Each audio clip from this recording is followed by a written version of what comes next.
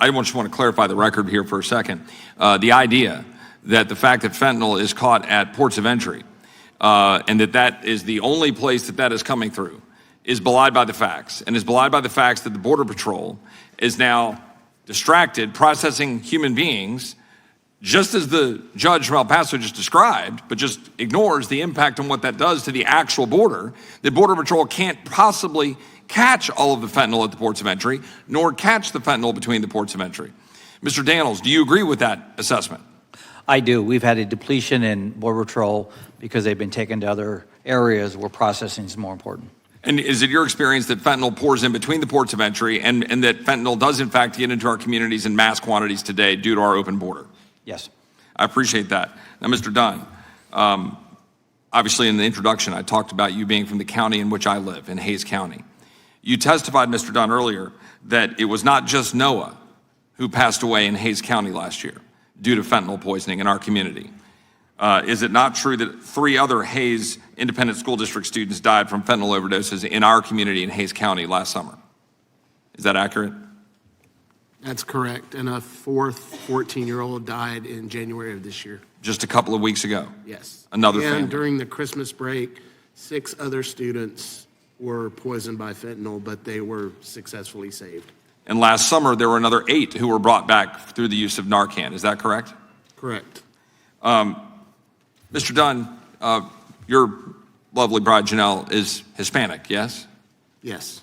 Do you believe that believing in a secure border makes one racist or anti-Hispanic?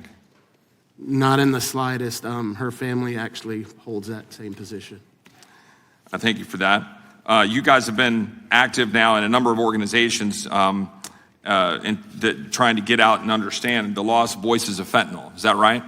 Yes. Worked with Ms. Virginia Krieger.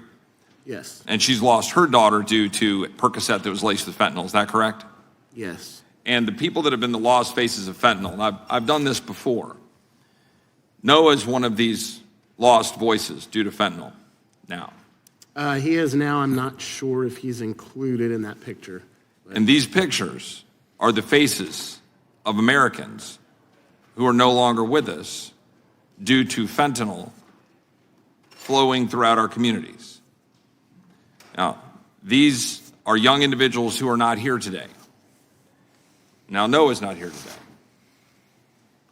Do you care precisely whether or not fentanyl is coming through ports of entry or between ports of entry, or was your family directly impacted because fentanyl is flooding into our communities one way or the other?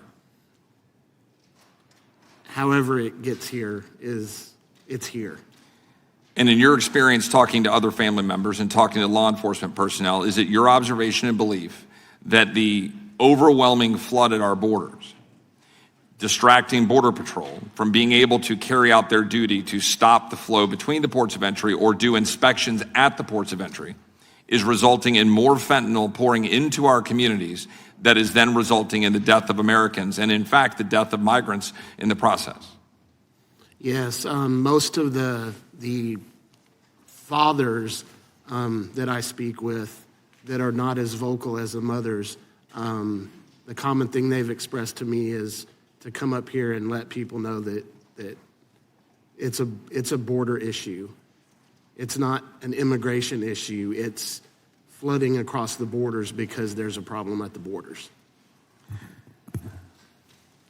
In your communication with families who have lost loved ones due to fentanyl poisonings, do you believe that it is an imperative that this country's federal government, who has a constitutional obligation to secure the border of the United States, do so in order to ensure that we stop the flow of fentanyl and dangerous and illicit narcotics into the United States, resulting in the death of Americans?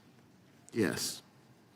Do you believe that if this country adopted policies that enabled us to restrict and stop the flow of fentanyl, and that includes ensuring that we have no longer a flood of human beings at our border, while still maintaining asylum laws and protecting people who are being persecuted under actual threat of persecution for their religious and political beliefs, do you believe that stopping the flow of individuals, enabling Border Patrol to stop fentanyl, that is a critical imperative, and if that were adopted, would help save lives like Noah's. There's been about 4.7 million apprehensions under the current administration. Is that unprecedented in your eyes? Yes. 2.7 million people have been released into the United States. Is that unprecedented, in fact, way off the charts compared to past numbers? Yes. The extent to which fentanyl is pouring into our communities, is that precedented? Yes. Or is it precedented? It's unprecedented, correct? Yes. Yeah. I heard. I would ask the Judge Samaniego, you testified that there's no invasion. There were 162,000 encounters in the El Paso sector alone in the first quarter of this fiscal year. Does that sound correct? According to Border Patrol numbers. 55,000 in December alone. Is that correct? We had the Democrat mayor of El Paso who has been busing people to New York City. Truth? Nope. The Democrat mayor of El Paso has not been putting people on buses, sending them to New York City. Not without notification at the other end. Okay, but they're putting them on buses and sending them to New York City. And New York City today is asking the federal government for money to process individuals that they're dealing with overflowing in New York City. Now, you testified earlier that you weren't getting help from the state of Texas. Now, the city of El Paso declared emergency, but has the county declared emergency? No. No, the county has not declared emergency. No, we did not. The earlier testimony that you had before, you testified that this effort to want to secure the border is racist. So here's a question for you. 50% of Border Patrol are Hispanic. Border Patrol overwhelmingly wants us to change policies to secure the border. Not just as some are testifying that we need more resources. I know that Mr. Daniels, Sheriff Daniels, testified that having 20,000 additional agents would be helpful. The answer to that is, of course. Of course, having more personnel would be helpful. But the question is what do they most want? Mr. Daniels, what does Border Patrol most want to secure the border? Do they want policy changes to actually enforce the law, or do they want more resources? Which would they rank higher? Policy changes. What kind of policy changes? Enforcing the laws of the United States at the border? Enforce the rule of law, and I'll share this add-on too, support from, they feel like they're not being supported by this administration. If we had a law that said that we should follow current law to detain individuals claiming asylum for the pendency of the adjudication of that claim, to require that they be detained according to current law, would that be banning asylum? No. And if people are claiming in this committee that it is banning asylum, would that be untrue? Yes. Hector Garza works in Laredo, Texas for Border Patrol. He's a friend. He is Hispanic. He said, the mother of all caravans isn't just materializing out of the ether, it's just the most recent wave of an invasion that is being aided and abetted by liberal activists who believe that subverting United States law is the best way to achieve their radical policy objectives. Mr. Daniels, do you believe that Hispanic Border Patrol agent Hector Garza is racist by describing what we're experiencing at the border as an invasion and suggesting that it is in fact the policies of liberal activists represented by my Democratic colleagues in this committee and in this House, that is what is subverting United States law? Do you believe that is racist? No.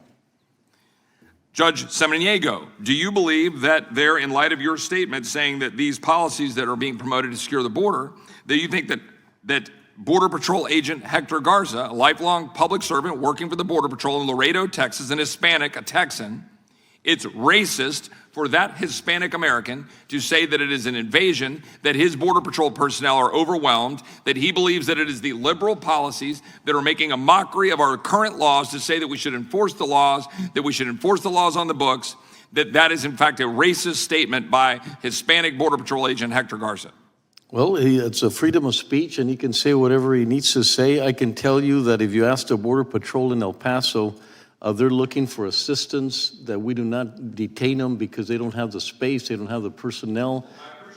I appreciate that, but I would just suggest to you is that is not a racist statement to say that we should think we should secure the border. This chart, Mr. Daniels, can you see it from there? Can you see the uptick in the numbers here, way up here? Yes. That chart reflects the uptick in migrant deaths. That's 2020 to 2022. Almost 1,000 migrant deaths at the southwest border of the United States. We had 53 migrants die in a tractor trailer in San Antonio, cooked in the Texas heat. 57 were killed when a tractor trailer crammed with migrants rolled over the highway, crashing in Mexico's southern state of Chiapas. Ask me this, is it Christian for migrants to be treated like that and to die in tractor trailers? Would anybody at this panel think it's Christian? Mr. Dunn, you go to church in Hays County. Is it Christian to allow migrants to die like that? No. Time has expired. It is not. Thank you, Mr. Dunn.